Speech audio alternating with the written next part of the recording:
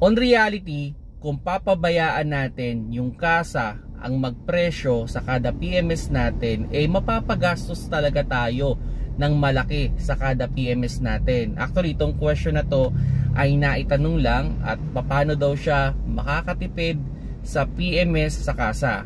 Ako, okay ako dun sa recommended nila na interval ng PMS. May mga dealer na ang recommendation is every 5,000 kilometers or 3 months. Meron namang mga dealer dyan na every 6 months or 10,000 kilometers. So kung yun yung binibigay sa inyong standard, sundin ninyo yun. Okay. Now, paano ba tayo makakatipid sa pagpapa-PMS sa kasa? Normally, pag tayo ay magpapa-PMS sa kasa, may quotation naman yan. And pag may nakita kayo dyan na mga word na flashing, additives, or cleaning, i-confirm nyo muna sa inyong service advisor kung dapat ba siya talagang gawin, pwede ba siyang ipatanggal, o pwede ba siya sa next PMS mo ipagawa. Kumbaga para hindi magsabay-sabay yung gastos. Kasi may mga additives naman, may mga flashing naman, may mga cleaning naman na hindi naman talaga required na gawin. May mga pwedeng after 5,000 kilometers pa.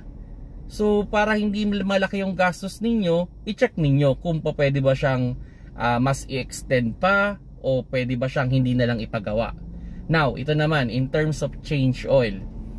Kung ang standard ng inyong kasa ay every 10,000 kilometers or 6 months ang kanilang PMS, okay na mag-fully synthetic kayo. Now, kung yung standard ng kasa ninyo is every 3 months or 5,000 kilometers ang PMS, pag-isipan ninyo kung magmi-mineral lang kayo na oil or magpo-fully synthetic kayo. Pero ito yung isang medyo scam dyan, ano?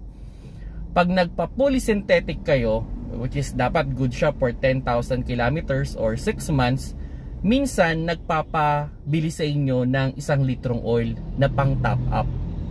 Unfortunately, hindi mo pwedeng gamitin yung natirang oil before.